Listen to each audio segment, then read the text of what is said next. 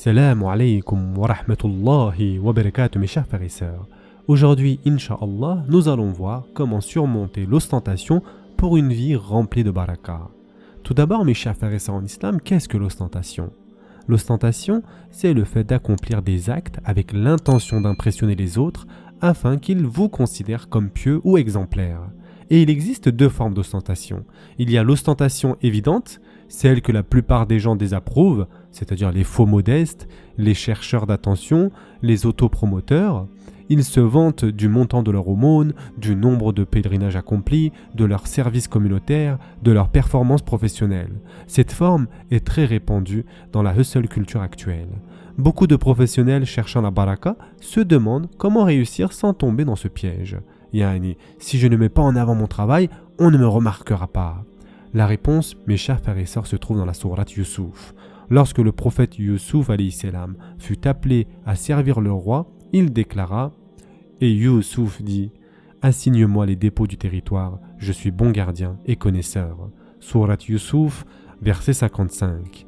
Il ne s'est pas mis en avant pour se vanter, mais parce qu'il savait être le plus compétent pour la mission. La distinction est essentielle ici donc. Se proposer par ego, c'est de l'ostentation. Se proposer par responsabilité et compétence, c'est de la sincérité. Donc, la deuxième forme d'ostentation est l'ostentation subtile, plus dangereuse car moins visible. Le signe de cette ostentation est le désir d'être honoré lorsqu'on rencontre les autres, d'être placé en position d'autorité, de voir les autres à son service.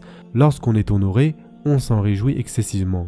Lorsqu'on ne l'est pas, on en est blessé. Cela indique que les actes sont motivés par la recherche de renommée et de reconnaissance. Ici, la corruption est intérieure et invisible. Mes chers frères et sœurs en islam, une question importante s'ouvre à nous. Est-il mauvais donc d'être motivé par les applaudissements ou les éloges?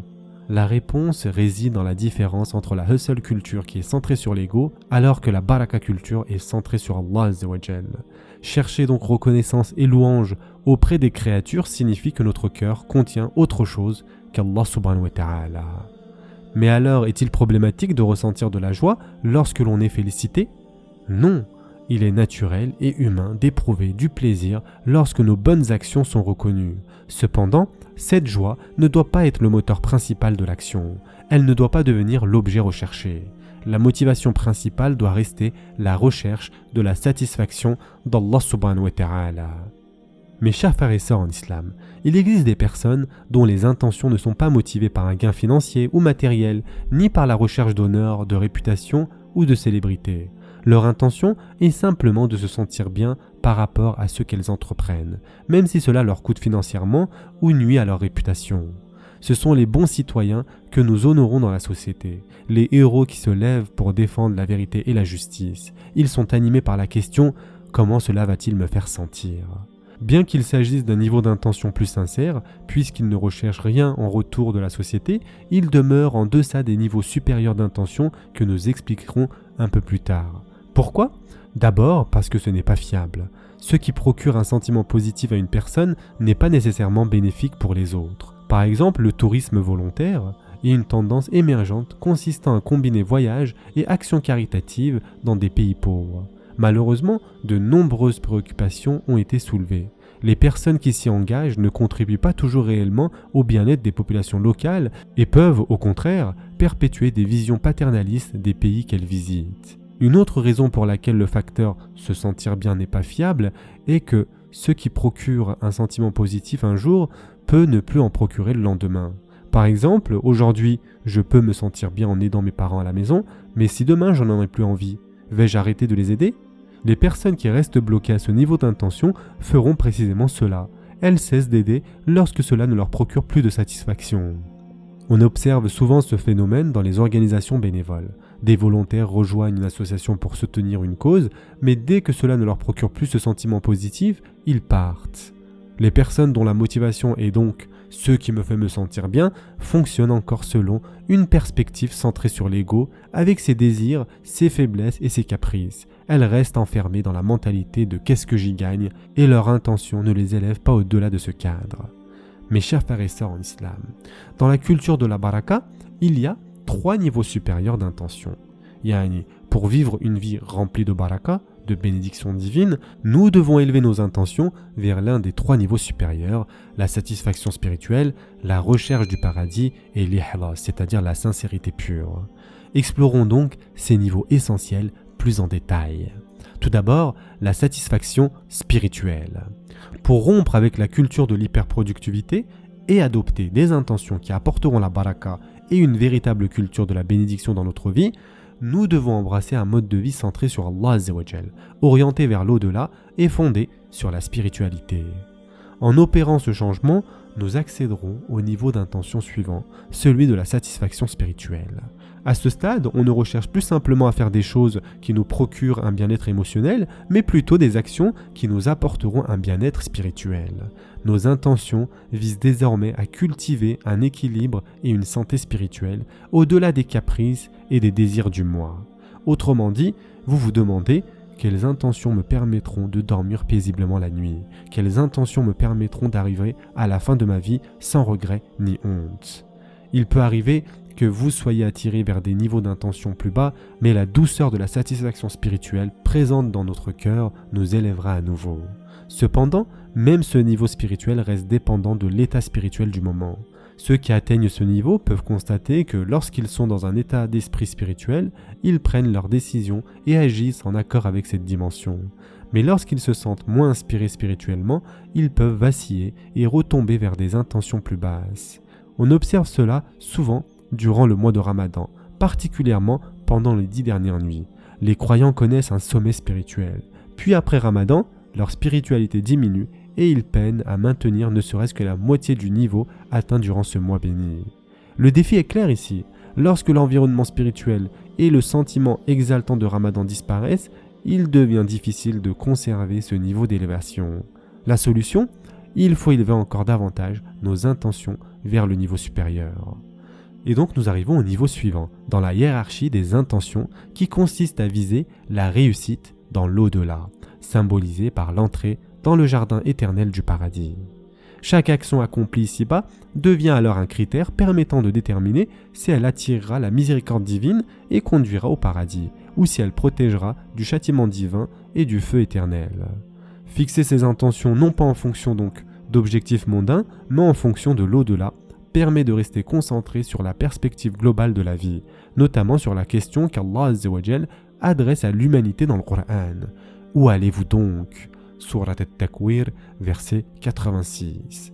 De plus, puisque nous ignorons quand la mort frappera à notre porte, cela suscite en nous un sentiment d'urgence, agir correctement à chaque instant afin de mourir dans l'état le plus agréable à Allah Azza wa Jal. Et le prophète, sallallahu alayhi wa sallam, a dit « Chacun sera ressuscité dans l'état dans lequel il est mort ». Et ce hadith a été rapporté par Muslim. La recherche de l'au-delà est un niveau d'intention qui est loué dans le Coran. Et en effet, Allah Azza wa Jal dit « Quiconque désire labourer le champ de la vie future, nous augmenterons pour lui son labour.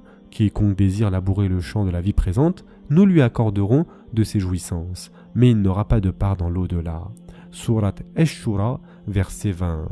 Se concentrer donc sur l'au-delà est un moyen puissant de rester connecté au divin. Et c'est ce vers quoi Allah Azza wa Jal nous appelle à de nombreuses reprises dans le Coran. Et enfin, nous arrivons au sommet, à la sincérité pure. Cependant, beaucoup ignorent qu'il existe un niveau d'intention encore plus élevé qui dépasse même la recherche des récompenses de l'au-delà. Ce sommet consiste à agir sincèrement pour Allah Azza wa Jal seul.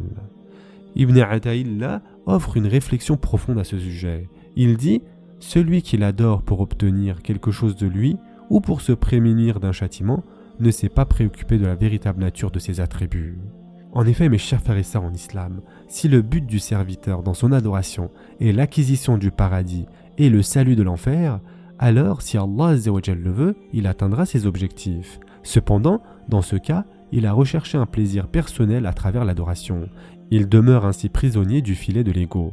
Il n'a pas rendu pleinement justice à la grandeur des attributs sublimes d'Allah Azza wa Jal. La qualité d'excellence du serviteur réside dans le fait que son adoration soit uniquement pour la grandeur et la gloire d'Allah, et non motivée uniquement par le désir du paradis ou par la crainte de l'enfer. Le devoir du serviteur est de servir, que le maître l'honore ou le repousse. Mes chers frères et sœurs en islam, on demanda à Hassan al-Basri que choisirais-tu en premier, accomplir 2 raka'at ou entrer au paradis? Il répondit, je prierai d'abord 2 raka'at. On lui demanda alors pourquoi? Il répondit, parce que prier 2 raka'at plaît à Allah Azza wa Jal, tandis qu'entrer au paradis me plaît à moi. Et un serviteur respectueux choisit ce qui plaît à Allah Azza wa Jal plutôt que ce qui lui plaît à lui-même. Subhanallah. Adopter donc le véritable ikhlas constitue l'objectif ultime de notre cheminement spirituel, car cela implique d'agir exclusivement pour Allah Azza wa Jal, sans aucun désir de bénéfice personnel, ni dans ce bas monde, ni dans l'au-delà. Cette dévotion inébranlable envers Allah Azza wa Jal représente le catalyseur le plus puissant pour libérer une abondante baraka dans nos vies. Et enfin, pour terminer mes chers frères et sœurs pour aujourd'hui, nous allons voir la hiérarchie des intentions, du niveau le plus bas au plus élevé. Donc le niveau le plus bas, ce sont les gains financiers et les gains matériels. C'est la motivation centrée sur l'intérêt personnel, matériel, argent, sécurité financière, réussite professionnelle ou confort de vie. Deuxième niveau, l'honneur, la réputation et la célébrité. C'est une motivation fondée sur le regard des autres, la reconnaissance sociale, le statut, le prestige et la validation externe. Le troisième niveau, c'est le facteur se sentir bien. C'est une motivation basée sur le ressenti personnel, agir parce que cela nous procure un sentiment positif ou gratifiant. Le quatrième niveau, c'est la satisfaction spirituelle. C'est une motivation orientée vers le bien-être spirituel, la paix intérieure, la cohérence morale, la tranquillité de conscience devant Allah Azza wa Jal. Le cinquième niveau, c'est le fait d'obtenir le paradis. La motivation tournée vers la réussite dans l'au-delà. Agir dans l'objectif d'entrer au paradis et d'éviter le châtiment de l'enfer. Et enfin, le sommet de tout cela, c'est l'agrément d'Allah Azza wa Jal. C'est le niveau suprême, agir exclusivement pour plaire à Allah Azza wa Jal, indépendamment de toute récompense, même spirituelle, pour soi-même. Donc, mes chers frères et sœurs en islam, la culture de la baraka, c'est une vision centrée sur Allah Azza wa Jal et l'au-delà. Les intentions sont orientées vers la bénédiction divine et la finalité éternelle. Ce sera tout pour aujourd'hui. Je vous souhaite dès maintenant un bon sahour.